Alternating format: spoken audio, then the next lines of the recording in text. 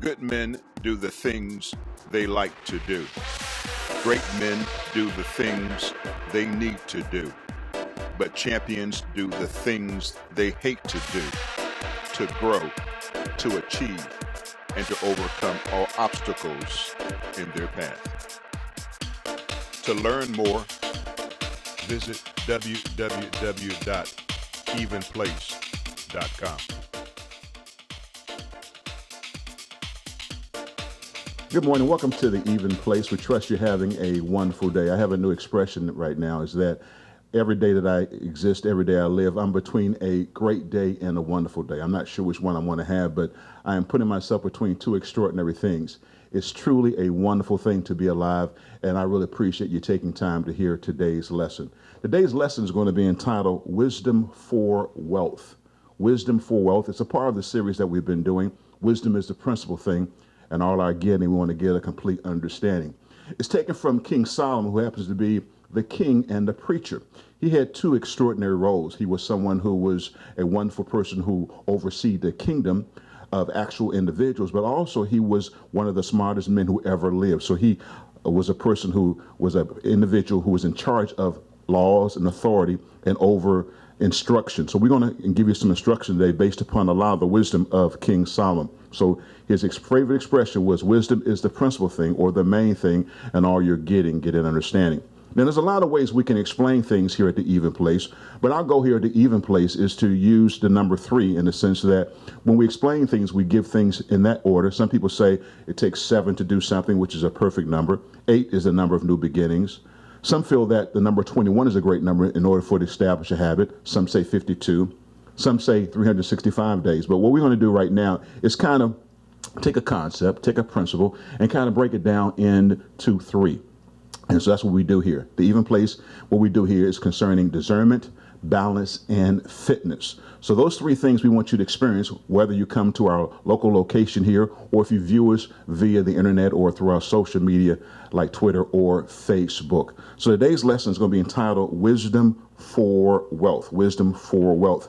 Now, each and every day, Napoleon Hill says we are given an envelope. Napoleon Hill was the extraordinary man who helped put together an extraordinary book entitled Think and Grow Rich. He said each and every day we're giving like 2 envelopes. I guess Moses would have called it in the book of Deuteronomy an envelope of blessing, an envelope of cursing, an envelope of increase, an envelope of decrease. Each and every day you have the opportunity and the choice to make a decision that's going to cause things to come into your life of good things or things that come away from you that's going to cause you to go down. Even the great master teacher, Jesus Christ, when he came on the earth, he said a very, very powerful truth. He says, I've come that you may have life and life more abundantly. He wants you to have a good life. He wants you to have abundant life. Also, we want you to know that our method of instruction here at the Even Place is that we want you to get an understanding. We want you to understand some methods of teaching, which are appropriate and are good in the right place, is for entertainment. Some teaching is to inspire, but our goal is to inform you so that you can be able to duplicate that situation. Because wisdom is the principal thing, and all you're getting, get an understanding, or can you duplicate, can you replicate that information? And when you do so, you're going to be successful in life. Now, talking about duplicating, as we mentioned earlier, each and every day you have a choice to make wonderful decisions that's going to cause you to increase, or you can make decisions that's going to kind of sap your energy, to take you kind of down. For example, if I want to live a wonderful, healthy life, I would have spices, I would have vegetables, and I'll have fruit. If I want a life that I want to be able to not be successful, 3 things I can eat all day long is salt, sugar, and fat. One is going to take me down, give me low energy. Another is going to give me high energy. So I'm going to repeat it again. Spices, fruit, and vegetables take you up. You're going to be powered. You're going to be able to do great things in life. Then if you want to decrease your life, eat as much salt as you want to eat. Have as much fat as you want to have. And how much processed sugar you want to have, and your energy is drained. This is a choice that you choose each and every day. Moses says, I give before you blessings and cursing. Just in case you don't know which one to choose, I want to encourage you to choose the blessing or the high road. Now, in this world, there are things called universal laws. And I'm going to give you something I want you to write down and think about this as it relates to universal laws. When we say a universal law, we mean something that involves excellence. We're saying something that is highest use. And number 3, best practice. So it involves best practice, highest use, and excellence. It's something that anyone can use. It's something that you can use at 2 o'clock in the morning, 3 o'clock in the morning, 5 o'clock in the morning. It doesn't matter if you're black or white, if you have a lot of weight, you have a little weight. It doesn't matter any of those kind of components. What it involves is the fact that this is a universal law. No matter what you say or what you do, it is applicable in your life. Let me give you an illustration of that. If I was to go right now to MapQuest and I want to go, let's say, from Washington, D.C. to New York City, I would get on the Beltway from this location here, and then I would go north on 95. Now, notice when it allows me to get on that particular apparatus called MapQuest, it doesn't ask me what my nationality, my culture, my history, or society. It doesn't ask me what my weight. It doesn't ask me whether or not I am driving a BMW or if I'm driving a 1996 Classic Capri. It doesn't ask me those questions. It doesn't ask me if I'm driving a Mercedes, or it doesn't ask me if I'm going by foot or if I'm going by bicycle.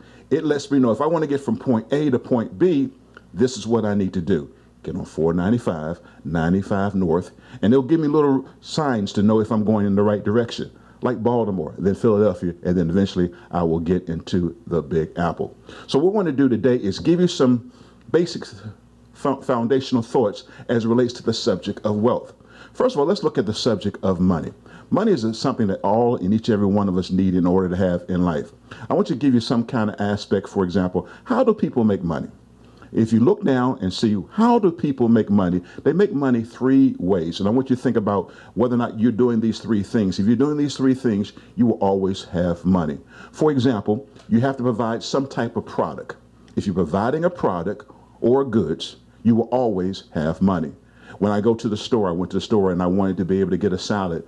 Doyle makes salads. When I wanted to be able to get some fruit, Doyle makes fruits. They provide a product. And so if you want to be able to provide wealth, now when I say wealth, sometimes individuals have a problem with the word wealth. So let's say if you want to be more comfortable with maybe your resources or your blessings or increase, something that's going to allow you to meet every one of your needs, you need to provide some type of product. My great friend Mike Merlick says, we are paid according to the problem that you're solving. For example, Doyle, since I mentioned them as that salad, they provide a solution for my eating challenge. I have a problem. I want to have something to eat. So what do? They provide a wonderful salad for me. I want to have a wonderful banana. They provide that for me. They solve a problem for me in my life. So number one is, if you want to make money, what product or goods do you provide? Number two, if you want to make money, what services do you provide? Now, services could be counseling. It could be advice. That deals in the soul area. So there's, as we mentioned before here at the Even Place, may your spirit, soul, and body be preserved blameless. So in other words, when you look at a problem, are you resolving it in three realms or three possibilities of success? Are you looking at it from the perspective of the spirit? Are you looking at it from the soul? And are you looking at it from the physical? So products or good is something physical that you have. Service is something that you can do emotionally. For example, you may go to a concert. Isn't it interesting that if you go to Circus Olay, let's say, for example, in Las Vegas, you may spend $100, $200 for a seat. But at the end of that particular experience, it provides a service. You are inspired. You're uplifted. It's the greatest circus on earth. So either you're going to have to provide some type of product or goods, or you have to provide some type of service. The third thing, in order for you to get your wealth, is you have to be a person who gives. Now, in the church, they call it tithing, giving of offerings. Now, if you're a business person, he uses the word philanthropy. He knows the importance. Now, I always find it interesting.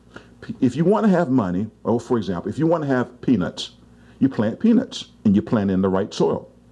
If you want to have cotton, you plant cotton in the soil. But there is a universal kind of thing in the spirit world that if you plant finances or money, you get money. So if you don't have any money, you got to look at yourself. Am I taking 10% of what I do?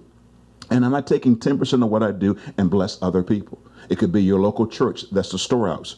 But 10% of your entire income, whatever comes into your life, is entitled to go back to the universe. The universe is giving you something. So if you're looking at your finances right now and you got to say to yourself, how come I don't have enough money to live today? How come I don't have enough money to have my needs met? Look at these three areas. Am I providing a product or goods? Number one. Am I providing some type of service? Am I advising people and they're willing to pay me for that advice? And number three, am I giving back to this universe? You can't take from this universe and not give back. And again, we're going to get into that more in detail, but it's some form of financial giving. If you give time, you get time back. Some people says, well, you're not giving a lot of time. Well, that's all you got is time. You're not going to get any money. If you want money or resources, you have to understand how money works, and you have to sow money, plant it, in order for you to get it back. Now, let's talk about money. Let's give you some kind of understanding of what is money. Money is involved three things. Number one, money is current, C-U-R-R-E-N-T. The best kind of money is cash. Money today is worth more today than it is tomorrow. So you want to have as much cash today. There's a very, very powerful principle. And I shall supply every one of your needs according to my riches and glory. So you need to have resources for today, not tomorrow, but for today. I don't think about tomorrow's bill. I'm just thinking about what I'm going to have for breakfast today, what I'm going to have for lunch, and hopefully what I'm going to have for dinner. And if I make it through, which I normally do, I'm all right. Now, my father taught me a lot of wonderful things. I've given you some of the things my father, Deacon John Wesley Jones, has given me. For example, when he gave me instruction as it relates to racism, he says, watch out for Charlie. When I went to my father and your granddaddy concerning going to college, he said to me, God bless you. That was his financial plan for going to college. And then when I asked my father, I said, Dad, how can I have every one of my needs met? He said, son, I want to tell you something. He learned this from King David. He said, I've been young and I'm now old. I've never seen the righteous forsaken, nor seed begging bread. If you look at my body right now, I've been eating. I eat all the time. In fact, I've eaten so much, I've just lost 60 pounds. I just had a big milestone. I just lost 60 pounds, and I'm going down another 80 pounds, and then I'm going to stop there and just kind of hang there for a little while at that particular weight. But if you look at me, I mean, I eat, and I've never missed a meal. It's been tight sometimes. I've walked through the valley of the shadow of death. I've been down, but you know what? I've always eaten because my father taught me that. And sometimes when things are a little lean, when things get a little close, I have that principle. I've been young, I'm now old. I've never seen the righteous forsaken, nor seed begging bread. Now let's talk about money again. Money is something that is current, number one. The next thing you need to understand about money, money is currency. It flows. It flows. And what you got to do is, there's money over there. Now, have you ever seen Sesame Street? I used to watch Sesame Street quite a bit. You may be too, you probably didn't have Sesame Street when you were growing up. But there was something that they would do I would love, and I think it was Grover who used to do it. He says, here, there, here, there, here, there. So right now you're here, but the money is there. Now, how do I get money from here, from there, back to here? If I send it out, the characteristics of money is like a boomerang. And when you give it out, it comes back to you. The good part about it, when it comes back to you, it comes back to you good measure, pressed down, shaken together, and running over. It's the law of whatever you sow. If I sow bad vibes come back to me. If I sow good things, it comes back to me. So if you're here and you need money, it's over here, over there. So in order for it there to come here, you got to give it out. And when you do so, it'll come into your life. So number one, money is current. Money also is currency. The third thing you need to understand about money is money increases your capacity to do things. The more money you have, the more things you can do. The more resources you have, the more you can impact people. My dear friend who just recently died, Stephen Covey, he said to me something very powerful. It's not something I heard. He talked to me on the telephone. He says, Alvin. I said, what? He said, Alvin. He says, what? He said, success is what you do for yourself, but significance is what you do for others. He says, the quality of life that I want to live is a life that is significant for others. And when you have finances, which are currency, you have a greater capacity to help other people. My needs are met. The reason why we're doing the Even Place is so that we can help you, because I want to have a life that is marked by significance. I'm going to give you one little wealth principle here right now, and then we're going to give you a story, and then we're going to conclude. The wealth principle I want you to understand today is this. What you have in your hand right now, use it. Use what you have. Too often, many individuals, they look at themselves and they say, I don't have something. I need more. But you have right now inside of you, there's something you've already have right now. If you would use it and take it, it will cause increase in your life. It's called the Mark or the Matthew effect. the Mark or the Matthew effect. And it says this: whatsoever you have, more shall be given. And what you have not, that which you have shall be taken away. What you have, if you begin to start saying, I live a wonderful life, I live a good life, I'm a happy individual, I'm blessed and highly favored. You hear people say those things, but really mean it from the bottom of your heart.